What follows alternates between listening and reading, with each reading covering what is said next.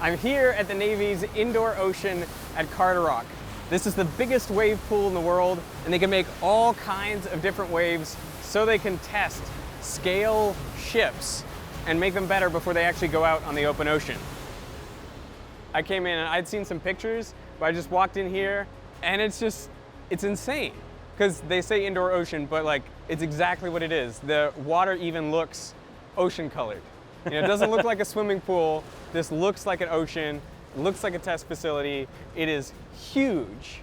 ここはなんと幅110メートル、奥行き73メートル、深さ6メートルのサッカー場級の巨大プールなんです。The dome above us was the largest freestanding dome for a while. Largest freestanding dome in the world. Yep. What?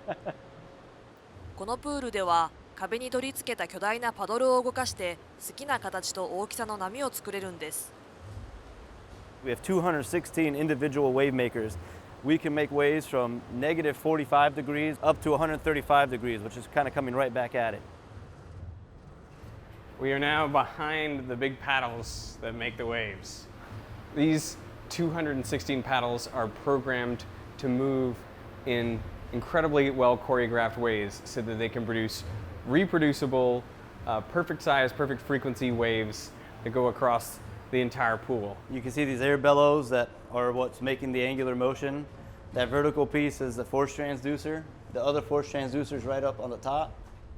ここの増波プールは波をすごく細かく制御できるんです。振幅と周波数を指定して波を作れますし、毎回全く同じ波形を繰り返し再現することもできます。Should we try at 1 hertz? Yeah. Do me a favor and dial up 1 hertz. Amplitude will be 0.078 at 1 hertz. Hey, go ahead and send it from 0, please. And so this is the largest wave we can make at 1 hertz. That's based on the motion and power requirement for the wave maker. There's something a bit like surreal about watching this because it almost looks like an ocean, except you never see waves this regular out there. Correct. 波動の話で外せないのが波長です。波の山から次の山までの距離のことです。当たり前だけど面白いのは、波動は物質ではなくエネルギーをある場所から別の場所へ運ぶことなんです。この映像では波動は右へ進んでいますが、水の分子に目を向けると円を描くように動いています。水深が深いほど分子の円運動は小さくなります。深さが波長の半分になると分子の動きはほぼ止まり、その深さを移動限界水深と言います。しかし現実には水の分子は波の進行方向にわずかに流されていきます。これは水面に近いほど分子の動きが速いからなんです。だから表面近くの分子は螺旋を描くように動き、深いところの分子よりずっと遠くまで進むんです。このプールでは波のいろいろな性質を実際に観察できるんです。周波数だけ変えて振幅は同じにした波を作ってもらうようにお願いしました。この時周波数が1なら1秒に1回波が来ることになります。周波数は全部で3つにしてみました。周波数が 0.67、0.5、そして 0.33Hz の波を見てみましょう。面白いポイントが2つあるんです。まず1つ目、確かにどの波動も振幅は同じなんですが、周波数が高いと変化が速く、振幅が大きく見えるんです。2つ目は波動の速さが周波数によって違うということです。高周波は低周波よりも遅く進みます。移動限界水深より深いところでは、速さは周波数 F に反比例するんです。周波数の違う波を次々に作ることで、その速さの違いを体感しやすくなります。今出しているのは高周波の波です。高周波から始めて周波数を少しずつ下げて低周波の波を作っています。そうすると高周波の方が進むのが遅いので、低周波が高周波に追いついていくのがよく見えます。Whoa. 2つの波がちょうど重なった瞬間に波は崩れます。海洋工学の技術者はこの波を全く同じ形で、そして毎回同じやり方で繰り返し再現できるんです。それだけ波を細かくコントロールできるということです。こういう波は重ね合わせの原理に基づいています。2つの波が重なると振幅は足し算になる。これが重ね合わせの原理です。実際振幅がどれくらい大きくなるか目で見てわかります。小さな波が重なり合うと振幅が増え、やがて砕けるほどの大きな波になることもあるのです。この重ね合わせの原理を使えば、定常波も作り出すことができます。So what's coming up next are two regular waves coming at each other, what we call the quilt wave. So we're going to have a wave coming this way and a wave going this way, and it's going to create standing waves. So there's two regular waves coming out, and if you look at the waves, it looks like a big quilt pattern out there. いくつもの波が重なると打ち消し合って振幅がゼロになる場所もあれば、逆に強め合って振幅が最大になる場所もあります。ここにある機械は波の向きを自由に操れるので、円形に広がるパターンも作ることができます。この時、エネルギーが1箇所にギュッと集まるその点をブルズアイと呼びます。And so now we're going to run the bullseye wave, which is essentially the same thing, but instead of having a line of waves, we're having it all coalesce at one individual point. So you can start seeing the waves are coming from the long bank here, and you can see they're making a spherical wave, and then you have another spherical wave coming from the short bank. And this is breaking due to the coalescing waves and the wave height being more than 1/7 of the wave length. ここにラバーダックを入れたらどうなるか気になりますよね。このおもちゃのアヒルは波に流されていくんでしょうか。その通り、先ほど言ったように螺旋を描きながら少しずつブルズアイの方へ押しやられていきます。How's the ducky doing? He's getting to the danger zone right now. It's starting to funnel him right into that breaking wave. It's there. Getting up. Oh, it swamped it. That's amazing. That was right where we wanted it. 当たり前ですが、ここは40代のおじさんがおもちゃで遊ぶ場所ではありません。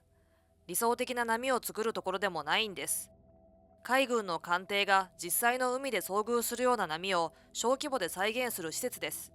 エンジニアたちは船の縮尺模型を使って設計の違いが実際にどう影響するのかをここで確かめるんです。Right now, this is coming from 45 degrees. It's going to be about a 5-inch significant wave height, which if we were to scale it up for this model would be 20-foot waves. When we're doing a free running model like this, we usually run like a racetrack, like a big circle, or a figure-8 track, so we know the headings that we're running in, so that we can correlate that to, the full-scale vessel. もちろん、模型を実際の海での動きに近づけるには、いろんな条件を考慮することが大事です。Is the water fresh? Fresh water. Okay, not salty. Nope, fresh water. So when you're in salty water, you're going to have a lot more buoyancy. So when we're ballasting our models, we have to make sure that they take into account that buoyancy difference. So when we go full scale, you're the same conditions. 流体力学に詳しい人なら、実際の船と同じ動きにするには、レイノルズ数を合わせないといけないと思うかもしれません。波の動きを正しく再現するには、スケールはフルード数に合わせて決めるのが大事なんです。フルード数は慣性力と重力の比を表す数値です。速度を重力加速度と代表長さの積の平方根で割った値になります。実験で使った模型線は実際の船の46分の1スケールです。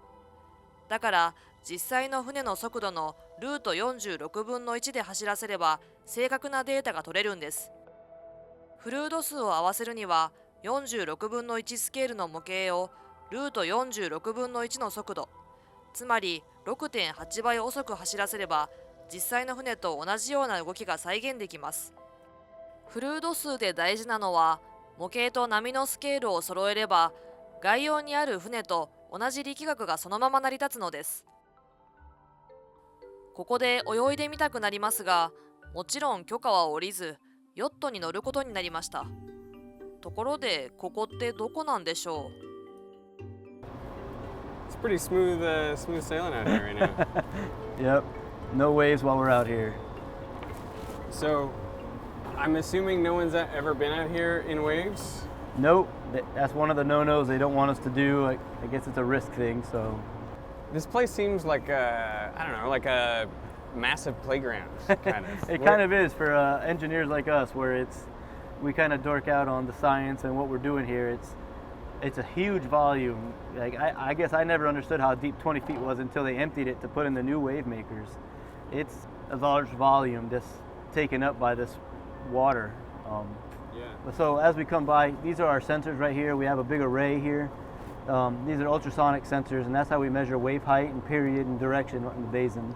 So we want to measure that to make sure that what we test in is what we think we have. 世界中のあらゆる波をここ室内の海で体感できるんです。いや、作り出せるんです。波のほとんどは実は風で生まれ、強い風って大抵嵐の時に吹きますよね。波を作る主な条件は5つ。風の強さ、風が吹き続ける時間、風が吹く距離、風が吹く範囲の広さ、それから水深です。嵐の時に立つ波は周波数が高いほどエネルギーが早く失われがちです。だから周波数の低い波は伝わるのが早く遠くまで届きます。これがいわゆるうねりです。When those waves end up becoming like hundreds of miles away, like if you have it in the Pacific, eventually you'll get long period swell from them. So you're no longer near the storm, but it created enough energy to make long waves, and that's where you get your open ocean swell. Tell me if this is a good analogy. I feel like with sound, a lot of the high frequencies will die off quickly away from a source, Yep. but the low frequencies will travel much further. Correct. So is it the same thing with the waves? It's like you're walking away from a concert and you can still hear like the bass, but you can't see any of the high That's frequencies. a great analogy. Yep. What's the deal with rogue waves? People like to think it's a rogue wave where it just came out of nowhere and just came up. No, it's usually multiple waves that are meeting up and creating an amplitude that's much larger than what the self-standing wave would be. So when it meets, it's going to break because you have this large wave creating this huge amplitude that it just can't hold it and it breaks. 浜に10秒おきくらいでゆったり寄せて砕けるあの波がいわゆるうねりです。こういううねりは波長が長いので外海にいる船には全く影響がありません。You know, if you're in a long period swell, your ship's probably just going to heave a little bit. You're more worried about the steep waves and the windy waves that are really moving you around. 風浪は大きく3つの段階を経て発達します。まず静かな水面に風が吹くと空気の乱流の中で少し圧力が高いところと少し低いところができます。その圧力差で波長が数センチくらいのさざ波が生まれるんです。そして風がこのさざ波に吹きつけてきます。風が吹き続けると波の山と谷の間の圧力差がさらに大きくなり、波は持ち上がってどんどん大きくなります。このような風と波の相互作用は時間が経つにつれてより大きな圧力差、より大きな波を作り出し、さまざまな波長の波は風の中で砕けながら持っている運動エネルギーの一部を熱に変えていくのです。この過程で風が強まることもあり、さまざまなエネルギーが重なり、波はやがて最大規模に達することがあります。こうしてできた波は完全発達波と呼ばれています。So this is going to be an irregular wave. This is irregular? Irregular wave. So what you saw earlier with the regular waves were one frequency, one amplitude. This is what we call a spectra, or multiple frequencies and multiple amplitudes. You can see there's like higher frequency waves that kind of travel slower than the low frequency waves. Those low frequency waves will travel fast and overcome them, and that's what's making them look peaky or kind of dulling it out. 面白いのは海域や海底の形、そこで起きる嵐の種類によって波を構成する周波数成分の合わさり方が変わるところです。例えば北海みたいな小さな海域だと尖ったスペクトルのグラフになるのですが、これは嵐の水槽距離、つまり風が吹き続ける距離が短いからです。風が吹くたびに波が生まれては消えるため、スペクトルはより広く分布します。一方、北大西洋では開けた広大な海を風が長距離にわたって吹き抜けるため、最も幅広いスペクトルが描かれるのです。だからモデルをテストするときは、まずその船がどの海域を航行するのかを把握し、その地点とそれに近いスペクトルを把握する必要があります。For most people, I think an ocean is an ocean. But you're saying that there's sort of like different conditions depending on where you are? The destroyer, when I was in command, we did an operation off the coast of South Korea in the spring. Very rough sea keeping conditions. But then, like when you're crossing the Pacific, a lot of that is a lot calmer. So again, from there to the coast of South Korea to the Arabian Gulf, all those very different conditions. Were there any conditions that were particularly rough for you? So my bed was actually in the middle of a room, and the seas were so bad, and this is either South or East China Sea, the seas were so bad that one night I woke up in the middle of the night and my whole mattress with me on it was sliding off of my bed frame. And that's a pretty significantly sized mattress, so you can imagine the seas we were in that night. Much bigger than this would terrify me. I know it probably looks benign, but like much bigger than this, I think that model will take a lot of water. Why do you care about how much water goes on the deck? So on the back of this DDG is a helicopter landing pad. They don't want any water on the deck when a helicopter's about to land. That's a big problem. You know, that's one of the tests that we do here is we'll put cameras to look at the deck and understand how much water washes on.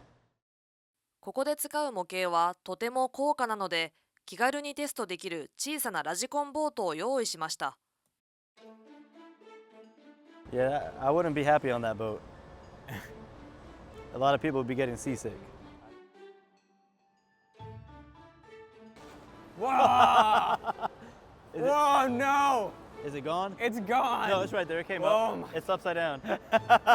It was totally gone. It was in the air, and then it went under. ここでは遠隔操作ができない模型であってもテストが行えます。So on the carriage is where we're going to do captive model tests where you could tether, put power and instrumentation onto a model that can't hold it itself. So usually the model will go in this moon bay right here. ケーブルで固定した模型をここに置き、実験室全体が水面の上を決めた速度で走って模型を引っ張る仕組みです。People have been making ships for thousands of years. Is there actually any innovation today? Most definitely. So sometimes, you know, people say that's the way we've always done it. And then when you look into it, there's some validity to some harebrained ideas. And when we test them, that's why, you know, you cut your costs of doing a model test versus building the full thing and saying, oh, that didn't work. Every ship that's in the Navy's fleet has gone through here, has gone through either our purview or has been tested peripherally with us. But all of the Navy-owned ships have been tested in this facility. And there is a ship out there with a tumble home design where if you look at this ship behind you, it flares out. So this flare is usually what helps protect you from when you start rolling. It gives you a reaction force or helps push you back. A tumble home is shaped, you know, the opposite direction. And if you have a ship shaped in that direction, it doesn't have as much of a restoring force when you roll. But what is the idea with making a ship like that? There's a lot of different reasons why you want to change a hull design. Some of it is the above water signatures. It's all about the shape and radar sections. And you know, there's a lot that goes into that. You always want to be stealthier. You always want to be faster. You always want to have more power. And that's always what, you know, the innovations come. So most of the sailors aren't aware of the work that's going on in the background to support what they do. When I was in the fleets, and I've been in the Navy 27 years, I never had any idea, certainly not the magnitude of what they do. I'm not exaggerating when I say it's impacted every ship and submarine in the fleet. この動画が面白いと思ったら高評価とチャンネル登録もよろしくお願いいたします。